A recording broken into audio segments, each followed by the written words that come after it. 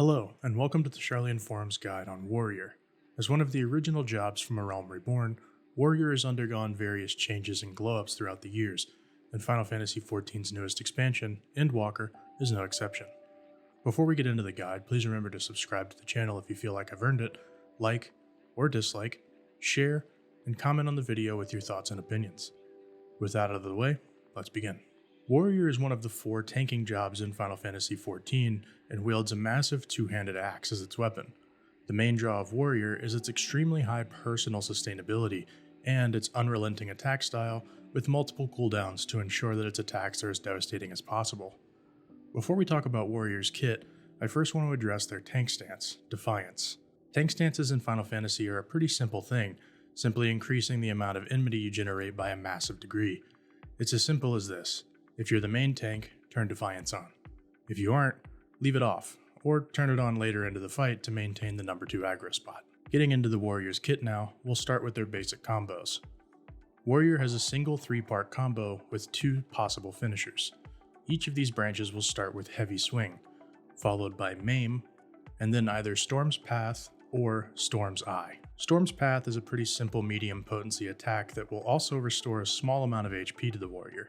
Storm's Eye, on the other hand, deals less damage than Storm's Path, but it grants Surging Tempest, a buff that will increase all the damage dealt by the warrior by 10% for 30 seconds. This effect can be stacked, extending the buff up to a maximum of 60 seconds. You'll want to ensure that you use Storm's Eye often enough to keep your buff rolling, but otherwise you'll use Storm's Path for the extra potency, as well as the small heal. For AoE situations, Warrior has a 2-part combo, Overpower and Mithril Tempest. These are pretty simple attacks that deal mild potency to multiple targets, with Mithril Tempest having the added benefit of both generating and refreshing your Surging Tempest buff, ensuring that you can keep it rolling in AoE pulls. As a note to this, Overpower is a slightly quirky skill that attacks in a cone in front of you, while Mithril Tempest attacks in a circle around you. This difference in methodology for attacks can sometimes require the warrior to position themselves in pretty awkward ways to ensure that Overpower hits as many targets as possible, so keep this difference in mind when attacking large groups. As a final note on the basic combos, many of these attacks will also generate the warrior's main job resource, Beast Gauge, to differing amounts. Maim will generate 10 Beast Gauge, Storm's Path will generate 20, Storm's Eye will generate 10, and Mithril Tempest will generate 20. This means that a Storm's Path combo will generate 30 gauge, Storm's Eye combo will generate 20 gauge, and a full AoE combo will also generate 20 gauge.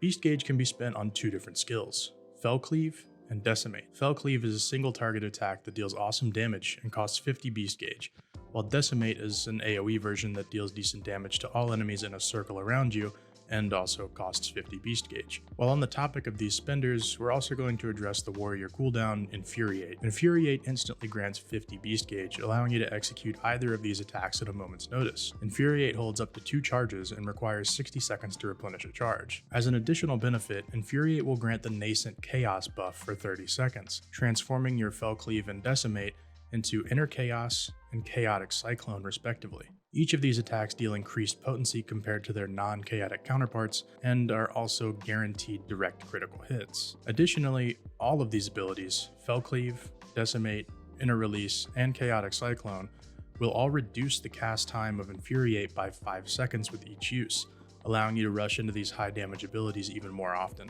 Continuing with offensive capabilities, Warrior has access to 2 off-global cooldown abilities, Upheaval and Orogeny. These skills share a cooldown of 30 seconds and are simply a single target and AoE version of the same ability. Warrior also has a ranged attack and a gap closer, Tomahawk and Onslaught. Tomahawk is a ranged filler skill that will generate additional enmity, which makes it great for initiating boss pulls or a dungeon group grab.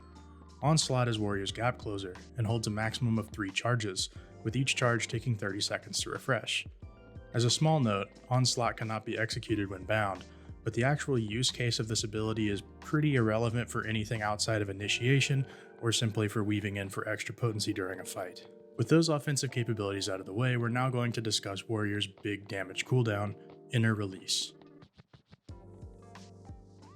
Inner Release is a powerful burst damage tool on a 60-second cooldown that grants 3 stacks of a buff by the same name. These 3 stacks can be used to execute any of your Beast Gauge actions without a cost and guarantees that all of them will be critical direct hits. Inner Release also nullifies all stun, sleep, bind, heavy, and most knockback effects, giving it a small amount of utility outside of simply the massive damage burst window. As an additional few utilities, In a Release will extend your Surging Tempest buff by 10 seconds, and additionally grants the buff Primal Rend Ready, which allows you to execute a new warrior skill, Primal Rend. Primal Rend is an AoE attack that deals 700 potency to your target with a 70% fall off for all additional targets, but it's always a critical direct hit. As a note, Primal Rend does not consume stacks of Inner Release, only consuming the Primal Rend buff, which means that each Inner Release window will allow the execution of 3 Beast Gauge skills and Primal Rend for a total of 4 attacks. With all of their offensive cooldowns and attacks out of the way, now we can focus on what makes a tank, the defensive cooldowns. First and foremost is Warrior's newest cooldown, Bloodwetting.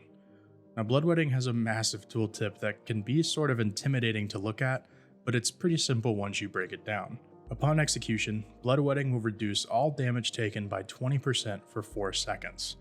After 4 seconds, the damage reduction will fall to 10% for an additional 4 seconds. You will also gain a buff that restores HP for each weapon skill hit that you land in 8 seconds, and additionally grants a barrier that will absorb damage equivalent to a 400 potency cure that lasts for 20 seconds.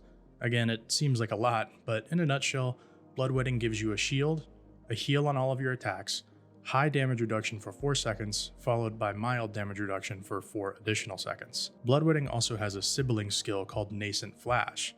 Nascent Flash does the same exact thing that Bloodwetting does, but with one exception: you can only cast it on other party members. Nascent Flash will grant all of its effects to your targeted party member, which will heal you for the same amount that you heal your targeted party member for, and grant a small damage mitigation buff of 10%. Again, it seems like a lot, but to make it really simple, Bloodwetting and Nascent Flash share a cooldown.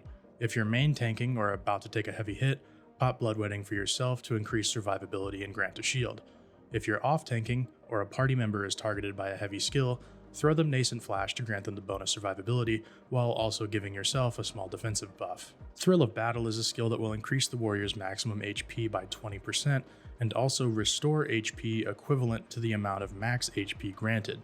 To make this really simple, if a warrior had 100,000 HP, Thrill of Battle would grant 20%, or 20,000 to their max HP, and additionally restore 20,000. This maximum HP bonus will last for 10 seconds. This skill has an awesome interaction with Warrior's personal heal, Equilibrium, which will restore your own HP with a massive potency of 1,200, and also grant a 200 potency regen over 15 seconds, quickly refilling this new maximum HP to ensure that you can survive an upcoming attack. Next we have Vengeance, a unique cooldown that reduces the damage taken by 30% and automatically delivers a counterattack to any target attacking you, with a potency of 55 for 15 seconds. This additional outgoing potency might seem negligible at best, but in a dungeon pool where a lot of enemies are hitting you, it can add up pretty quickly. And finally, we have Shake It Off. Shake It Off is a group-wide defensive cooldown that will grant a shield to all nearby party members equivalent to 15% of the warrior's maximum HP. Shake has a pretty unique interaction with other defensive cooldowns though, and that it can consume active defensive cooldowns to increase the efficiency of its shield. If Thrill of Battle, Vengeance, or Bloodwetting are present when executed, Shake It Off will consume them to increase the potency of the shield by 2% for each buff consumed. This means that if all 3 are present, the shield generated will cover an additional 6% of the warrior's maximum HP,